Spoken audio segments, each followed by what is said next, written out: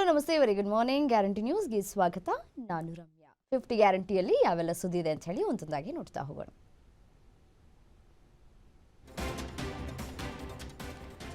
ನಿನ್ನೆ ದುಬೈನ ಅಲ್ ಮಖೌಮ್ ವಾಯುನೆಲೆಯಲ್ಲಿ ನಡೆದ ಏರ್ ಶೋ 2025ರ ವೇಳೆ ಭಾರತೀಯ ತೇಜಸ್ ಯುದ್ಧ ವಿಮಾನ ಪತನವಾಗಿದೆ.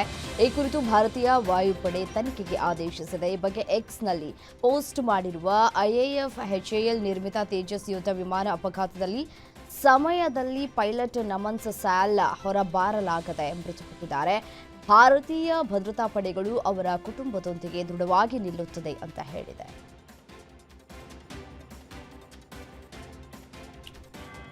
ಬೆಂಗಳೂರಲ್ಲಿ 7 ಕೋಟಿ ದರೋಡೆ ಕೇಸ್ಗೆ ರೋಚಕ ಟ್ವಿಸ್ಟ್ ಸಿಕ್ಕಿದೆ. ನಿರ್ಜನ ಪ್ರದೇಶದ ರಸ್ತೆ ಬದಿ ಆರೋಪಿಗಳು ಎಸೆದಿದ್ದ ಹಣದ ಬಾಕ್ಸ್ ಪತ್ತೆಯಾಗಿದೆ. ಕುಪ್ಪಂ ಸಮೀಪದ ಪೂರ್ಮಾನಿಪಲ್ಲಿಯಲ್ಲಿ ಹಣ ಪತ್ತೆಯಾಗಿದೆ. ಈ ಚಿತ್ತೂರು ಪೊಲೀಸರು ನಿರ್ಜನ ಪ್ರದೇಶದ ರಸ್ತೆ ಬದಿ ಬಾಕ್ಸ್ ಪತ್ತೆ ಹಚ್ಚಿದ್ದು, ನವೀನ್ ಎಂಬ ಯುವಕ ಮನೆಯಲ್ಲಿ ದರೋಡೆ ಆಗಿದ್ದ ಹಣ ಸಿಕ್ಕಿದೆ.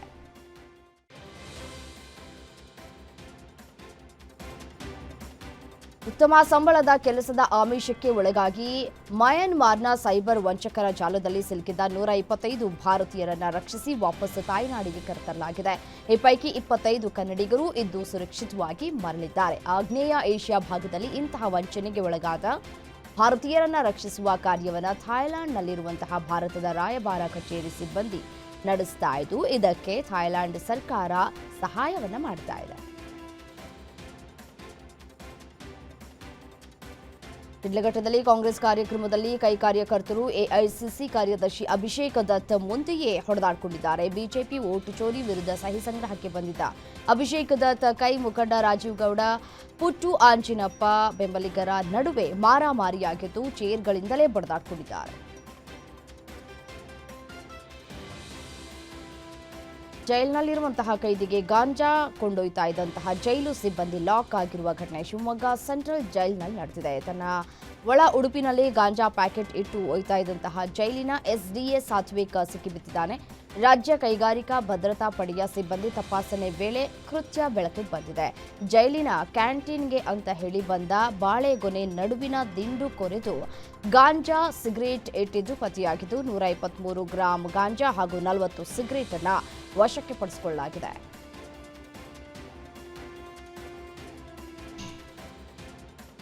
ಬೇಟೆಯಾಡೋದಕ್ಕೆ ಹೋಗಿದ್ದಾಗ ನಾಡ ಬಂದೂಕಿನಿಂದ ಮಿಸ್ ಫೈರ್ ಆಗಿ ಕಾಲಿಗೆ ಗುಂಡು ತಗುಲಿದ ಪರಿಣಾಮ ವ್ಯಕ್ತಿ ಸಾವನ್ನಪ್ಪಿದ್ದಾರೆ. ಶುಕ್ರವಾರ ಬೆಳಗ್ಗೆ ರಾಮನಗರದ ಮಾಗಡಿ ತಾಲೂಕಿನ ಕೆಬ್ಬೆಪಾಳ್ಯ ಗ್ರಾಮದ ಬಳಿ ಘಟನೆ ನಡೆದಿದೆ. ಮೃತ ವ್ಯಕ್ತಿಯನ್ನ 35 ವರ್ಷದ ಪಾಂಡುರಂಗ ಅಂತ ಗುರುತಿಸಲಾಗಿದೆ. ಬೆಳಗಿನ ಜಾವ ಜಮೀನಿನಲ್ಲಿ ಕಾಡು ಪ್ರಾಣಿ ಬೇಟೆಯಾಡೋದಕ್ಕೆ ತೆರಳಿದ್ದಾಗ ಮಿಸ್ ಫೈರ್ ಆಗಿ ಕಾಲಿಗೆ ಗುಂಡು ತಗುಲಿದ್ದು ತೀವ್ರ ರಕ್ತಸ್ರಾವವಾಗಿ ಮೃತಪಟ್ಟಿದ್ದಾರೆ.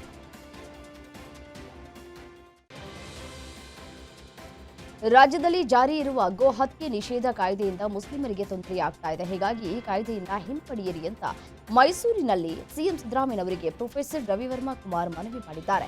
2021ರಲ್ಲಿ ಕರ್ನಾಟಕದಲ್ಲಿ ಜಾನುವಾರು ಹತ್ಯೆ ಪ್ರತಿಬಂಧಕ ಮತ್ತು ಸಂರಕ್ಷಣಾ ಕಾಯ್ದೆ ಜಾರಿಯಾಗಿತ್ತು. ಈ ಕಾಯ್ದೆಯ ಅಡಿಯಲ್ಲಿ ಗೋ ಹತ್ಯೆ ನಿಷೇಧಿಸಲಾಗಿದೆ.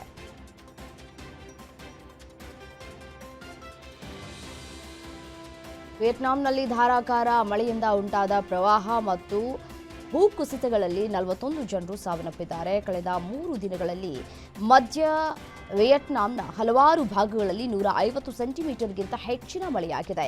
52,000ಕ್ಕೂ ಹೆಚ್ಚು ಮನೆಗಳು ಜಲಾವೃತಗೊಂಡಿವೆ. ಸುಮಾರು 62,000 ಜನರನ್ನ ಬೇರೆಡೆಗೆ ಸ್ಥಳಾಂತರ ಮಾಡಲಾಗಿದೆ.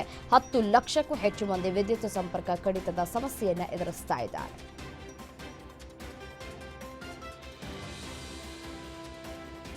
ನೆರೆಯ ಬಾಂಗ್ಲಾದೇಶದಲ್ಲಿ ಶುಕ್ರವಾರ ಪ್ರಬಲ ಭೂಕಂಪನ ಸಂಭವಿಸಿದ್ದು, ರೆಕ್ಟರ್ ಮಾಪಕದಲ್ಲಿ ಕಂಪನದ ತೀವ್ರತೆ 5.7ರಷ್ಟು ದಾಖಲಾಗಿದೆ. ಬಾಂಗ್ಲಾದೇಶದಲ್ಲಿ 5.7 ತೀವ್ರತೆಯ ಪ್ರಬಲ ಭೂಕಂಪ ಸಂಭವಿಸಿದ್ದು 6 ಮಂದಿ ಸಾವನ್ನಪ್ಪಿದ್ದಾರೆ. ಬಾಂಗ್ಲಾದೇಶ ಮಾತ್ರವಲ್ಲದೆ ಭಾರತದ ಕೋಲ್ಕತ್ತಾ ಸೇರಿ ಹಲವು ಭಾಗಗಳಲ್ಲಿಯೂ ಭೂಮಿ ಕಂಪಿಸಿದೆ ಅಂತ ಹೇಳಿ ಮಾಹಿತಿ ಲಭ್ಯವಾಗ್ತಾ ಇದೆ.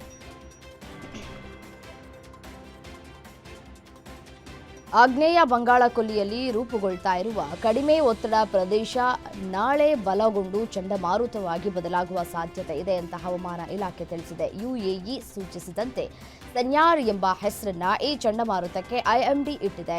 ಈ ಸೈಕ್ಲೋನ್ ಪರಿಣಾಮದಿಂದ ತಮಿಳುನಾಡು ಮತ್ತು ಆಂಧ್ರ ಪ್ರದೇಶದಲ್ಲಿ ಭಾರೀ ಮಳೆಯಾಗುವ ಸಾಧ್ಯತೆ ಇದೆ.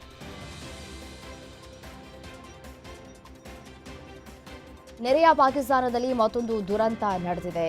ಅಂಟು ತಯಾರಿಸುವ ಕಾರ್ಖಾನೆಯಲ್ಲಿ ಬಾಯ್ಲರ್ ಸ್ಫೋಟಗೊಂಡು 15 ಜನ ಸಾವನ್ನಪ್ಪಿದ್ದಾರೆ. ಫೈಸಲಾಬಾದ್ನ ಕೈಗಾರಿಕಾ ಘಟಕದಲ್ಲಿ ಈ ಸ್ಫೋಟ ಸಂಭವಿಸಿದ್ದು ಕಾರ್ಖಾನೆಯ ಕಟ್ಟಡ ಸಂಪೂರ್ಣ ಹಾನಿಗೀಡಾಗಿದೆ. ಈ ಸ್ಫೋಟದ ಬಳಿಕ ಇಡೀ ಕಾರ್ಖಾನೆಗೆ ಬೆಂಕಿ ಆವರಿಸಿಕೊಂಡಿದ್ದು ದುರಂತದಲ್ಲಿ 7 ಮಂದಿ ಗಂಭೀರವಾಗಿ ಗಾಯಗೊಂಡಿದ್ದು ಚಿಕಿತ್ಸೆಯನ್ನು ಪಡೆದುಕೊಳ್ತಾ ಇದ್ದಾರೆ.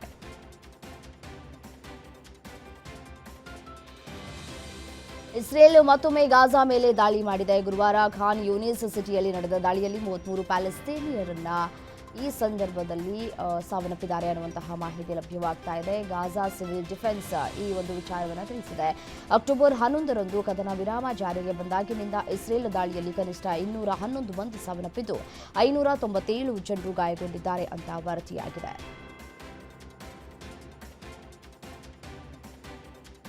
ಬ್ರೆಜಿಲ್ನ ಬೆಲಂನಲ್ಲಿ ನಡೀತಾ ಇದ್ದಂತಹ COP30 ಹವಾಮಾನ ಶೃಂಗಸಭೆ ಸ್ಥಳದಲ್ಲಿ ಹಠಾತ್ ಬೆಂಕಿ ಅವಘಡ ಸಂಭವಿಸಿದೆ. ಶೃಂಗಸಭೆಯಲ್ಲಿ ಭಾರತ ಸೇರಿದಂತೆ 200 ದೇಶಗಳ ಪ್ರತಿನಿಧಿಗಳು ಭಾಗವಹಿಸಿದ್ರು. ಘಟನೆಯಲ್ಲಿ 13 ಜನರು ಉಸಿರುಗಟ್ಟಿ ತೊಂದರೆಯನ್ನು ಅನುಭವಿಸಿದ್ದು ಆಸ್ಪತ್ರೆಗೆ ದಾಖಲಿಸಿ ಚಿಕಿತ್ಸೆಯನ್ನು ಕೊಡಿಸಲಾಗಿದೆ. ತಕ್ಷಣವೇ ಅಲ್ಲಿ ನೆರೆದಿದ್ದ ಸಾವಿರಾರು ಜನರನ್ನ ಹೊರಕ್ಕೆ ಕಳುಹಿಸಲಾಯಿತು. ಬಳಿಕ ಅಗ್ನಿಶಾಮಕ ದಳದ ಸಿಬ್ಬಂದಿ ಬೆಂಕಿಯನ್ನು ನಂದಿಸಿದ್ದಾರೆ.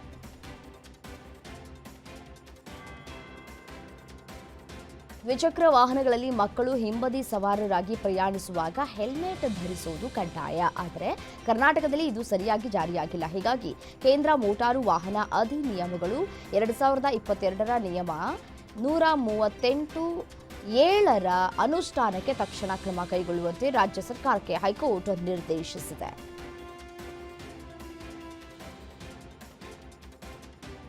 ಕೇರಳದ ಕೊಲ್ಲಂ ಕರಾವಳಿಯಲ್ಲಿ ಭಾರೀ ಬೆಂಕಿ ಅವಘಡ ಸಂಭವಿಸಿದೆ. ಮೀನುಗಾರಿಕಾ ಬೋಟ್ನ ಅಡುಗೆ ಮನೆಯಲ್ಲಿ ಬೆಂಕಿ ಕಾಣಿಸಿಕೊಂಡು ಬಳಿಕ ಹತ್ತಿರ ಬೋಟ್ಗಳಿಗೂ ಅಗ್ನಿ ವ್ಯಾಪಿಸಿದೆ. ಈ ಅಪಘಾತದಲ್ಲಿ 2 ಬೋಟ್ಗಳು ಸಂಪೂರ್ಣವಾಗಿ ಸುಟ್ಟು ಹೋಗಿವೆ. 2 ಕಾರ್ಮಿಕರಿಗೆ ಸುಟ್ಟ ಗಾಯಗಳಾಗಿದ್ದು ಸ್ಥಳೀಯ ಆಸ್ಪತ್ರೆಗೆ ದಾಖಲು ಮಾಡಲಾಗಿದೆ.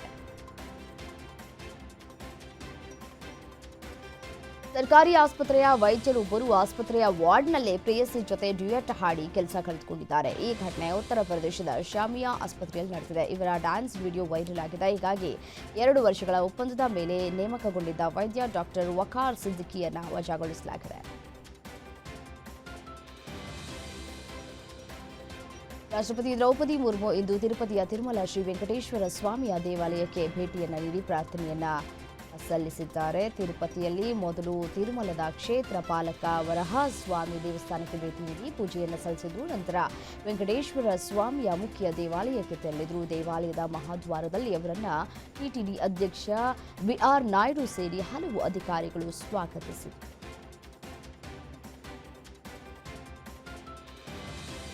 ಭಾರತೀಯ ಕಂಪ್ಯೂಟರ್ ತುರ್ತು ಪ್ರತಿಕ್ರಿಯೆ ತಂಡ ಈ ಗೂಗಲ್ ಕ್ರೋಮ್ ಬಳಕೆದಾರರಿಗೆ ತುರ್ತು ಭದ್ರತಾ ಎಚ್ಚರಿಕೆಯನ್ನು ನೀಡಿದೆ. ಬ್ರೌಸರ್ನಲ್ಲಿ ಹೆಚ್ಚಿನ ಅಪಾಯದ ನ್ಯೂನತೆಗಳನ್ನು ಪತ್ತೆಯಾಗಿದೆ ಅನ್ನುವಂತಹ ಮಾಹಿತಿ ಲಭ್ಯವಾಗ್ತಾ ಇದೆ. ಸೊ ಹಾಗಾಗಿ ಎಚ್ಚರಿಕೆಯನ್ನು ಕೂಡ ಕೊಟ್ಟಿದೆ. ಹೀಗಾಗಿ ನೀವು ಕ್ರೋಮ್ ಅಪ್ಡೇಟ್ ಮಾಡಿಕೊಳ್ಳೋದು ಉತ್ತಮ ಅಂತ ಕೂಡ ಹೇಳ್ತಾ ಇದೆ. ಈಗಾಗಲೇ ಒಂದಷ್ಟು ಜನ ಅಪ್ಡೇಟ್ ಮಾಡಿರೋದಿಲ್ಲ. ಸೊ ಹಾಗಾಗಿ ಒಂದಷ್ಟು ಸಲಹೆಯನ್ನು ಕೊಡ್ತಾ ಇದೆ.